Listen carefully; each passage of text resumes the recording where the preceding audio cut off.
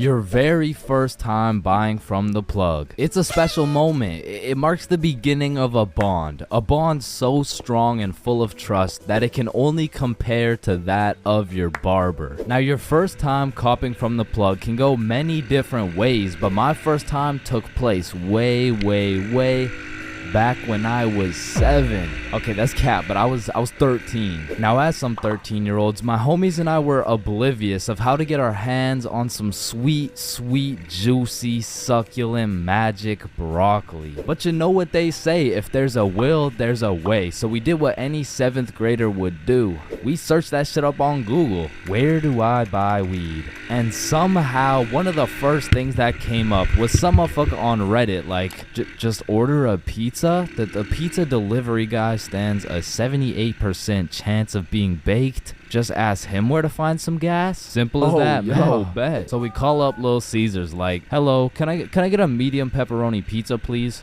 Yeah. I bet. And about 45 minutes later, the doorbell rings. We open the door to see some 48-year-old man who's probably going through his second divorce. Should we ask him? Yo, he does not know where to find that shit. That'll be $13.69. Here you go. All right, have a good day. But wait, do you happen to know where to find some of that? Some of that good dope? Good dope?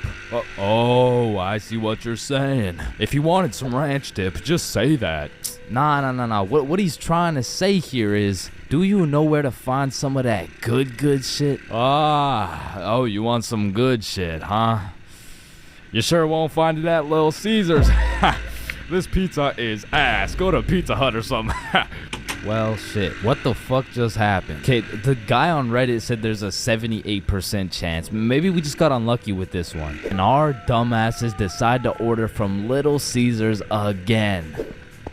That'll be 13. Okay, new plan. Yo, I think I know a guy. So Bob locates a local plug Snapchat. Billy adds him, and bro adds back. So now we've located the plug, but we had no clue on how to go about hitting this man up. Hello, Frederick Gordon Williams. I have reason to believe you are a plug and will be able to sell us some devil's lettuce, as we are minors, currently 13 years old. Just give us your home address and we will skirt and pull up soon. Sincerely, Billy. Instantly blocked, bro. Looking back, we sent the most federal message possible. We hit this man with his government name and asked him for his home address. But we had no clue that was federal. Like, that's peculiar. I wonder why he blocked us. So we did what any 7th grader would do. We searched that shit up on Google. How to hit up the plug. Be simple and forward. Use slang. Act cool. And after conducting a little more research, we were ready to try again. So I added him on my Snapchat. Yo, Big G. Let me cop some of that gas real quick, Cronum. Oh shit, he responded. How much you need? Shit, what do I say? Search it up. 3 pre-rolls. Let me get 3 pre-rolls, fam. Alright, meet me at Stickman Park at 2:30. So now we'd set a place and a time to cop some grass. However, what Frederick Gordon Williams didn't know was that we were a whopping 13 years old. Keep in mind, we were still in middle school, but this dude was in grade 10. Shit, I'm pretty sure he was 20 years old, but still in grade 10, which was pretty fucking scary for us 7th graders. So we threw on some drip we believed would make us look a little bit older, and we headed off to purchase some of Satan's spinach. We arrived at the park a little bit early, and as we waited, we discussed our plan. If he asks how old we are, we're 16. If he asks our grade, we're grade 10. If he asks our pronouns, we are he/. Bro, chill. He's not gonna interrogate us. It's a simple business transaction. Oh shit, there he is. And as Frederick approached us, I could feel my blood pressure rising. Some would say I was shitting bricks. Yo, you got the money? How much is it? How much you got? Well, I brought a $50 bill. Shit, it's usually 60, but I guess I can do it for 50. Oh, thank you so much, man. Holy shit, this is a fucking steal. Here you go, but remember, this is OG Bubba Killer Death Paralyzing Kush 9000. It got its name for a reason. Don't worry, we do weed all the time. Yeah, we're super teenager and shit. Yeah, sure, whatever, man. Well, have a good day, sir. And at last, 50 bones later, we had acquired some kush. Now, this wasn't our first time smoking, but our tolerance levels were low as fuck. So we pass around our first pre-roll, coughing up a fucking storm. And then we smoke up the next one and the next one until we're indubitably zooted. God damn. Are y'all feeling it? Shit, yeah, I'm feeling it. Well, what about you, Chains? Shit, I think he's feeling it. And as we made our way back to Bob's crib, my frame rates were dropping, my eyes were drying up, and my brain cells were unresponsive. In other words, I was fucking fried. We get back to Bob's crib and all I can think about is food. The munchies had hijacked my brain, but luckily for me, Bob's mom had just went shopping. Unluckily for Bob's mom, she was gonna have to go shopping again. The boys and I threw on The Amazing World of Gumball on TV and we fucking demolished every single crumb from Bob's cabinet. Cause goddamn, Frederick Gordon Williams was right. They don't call it the OG Bubba Killer Death Paralyzing Kush 9000 for no reason.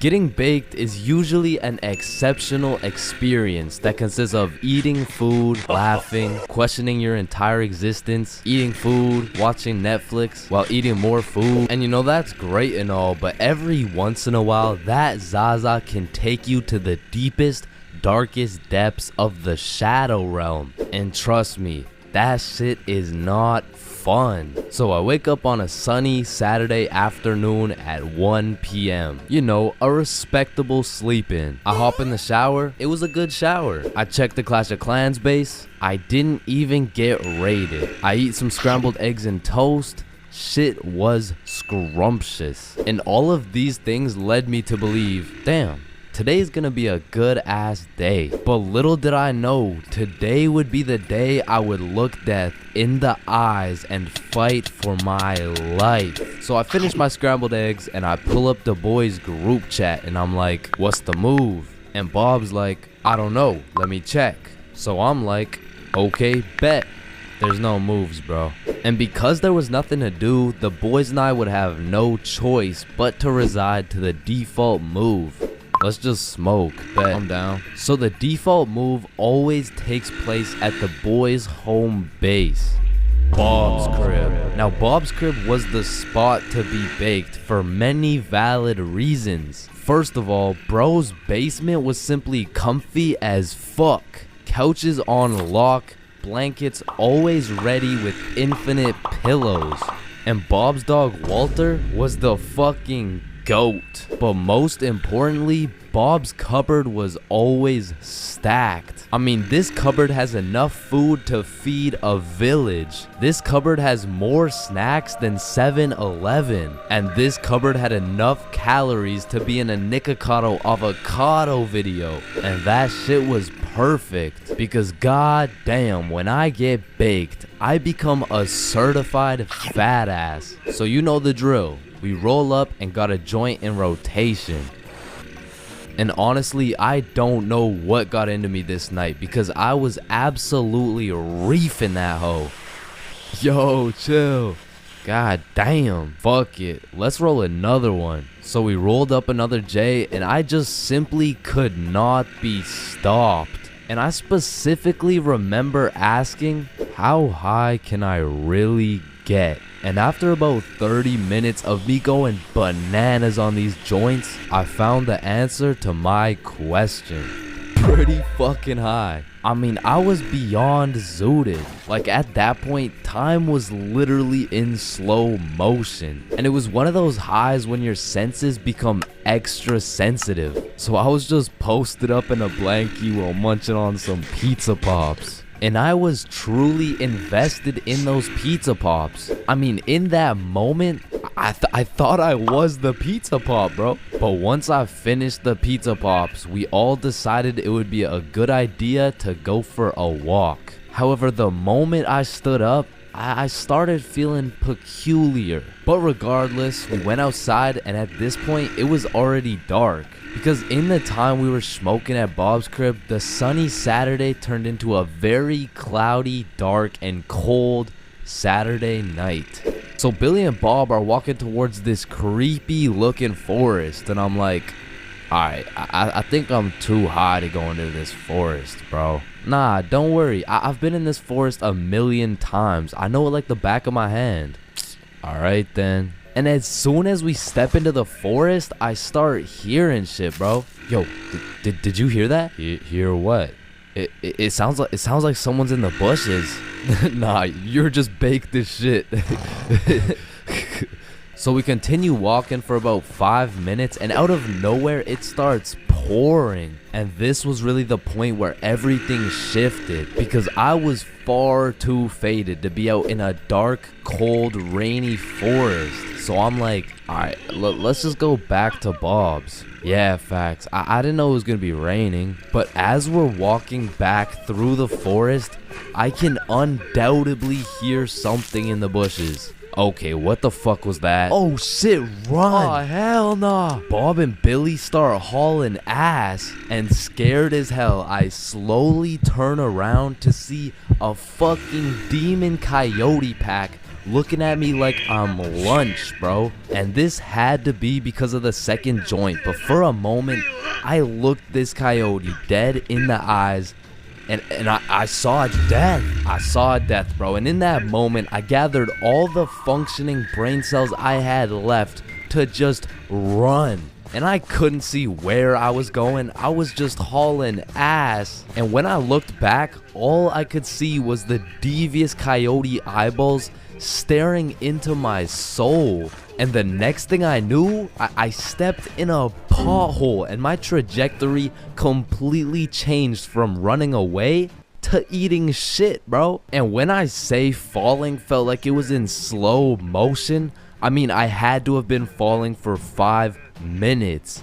But once my face made contact with the ground, this is how I went out. I was about to get packed up by a pack of coyotes. As they approached, I was saying my goodbyes, but out of nowhere, I hear something in the distance. This motherfucker Bob drop kicks a coyote in the face. And it had to have been that Zaza that made these coyotes look so devious, because after Bob socked that jit in the face, they weren't so scary. I mean, they all just ran away and dispersed. They had me like, yeah, and don't come back, bitch. So we walk back to Billy's crib, and I'm still tweaking off those joints. I'm like checking behind me, checking beside me, checking the sky to make sure no evil crows pick me up and kidnap me. But we get back to Bob's crib, and I sit down on the couch, and just as I finally felt relieved, I get jump scared by Walter. Bro pretty much gave me a heart attack. I thought the coyotes had invaded Bob's crib to come and kill me, but it was just good old Walter coming to chill with the boys. So I got some more pizza pops, and we lived happily ever after.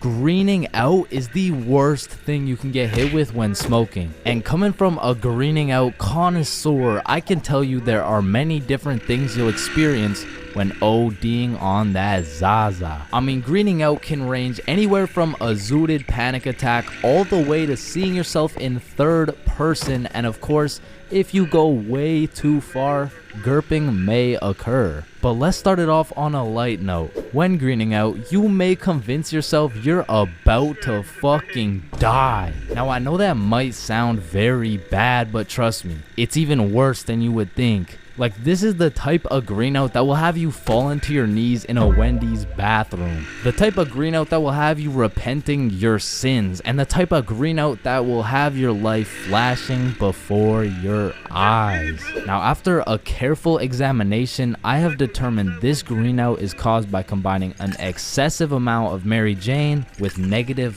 thoughts. This circumstance causes a chemical reaction in the brain scientifically known as getting so zooted you convince your dumbass you're about to die. Syndrome. And I'm just gonna summarize the experience so you never have to experience it. So you take too many chops out of the... Because let's be real.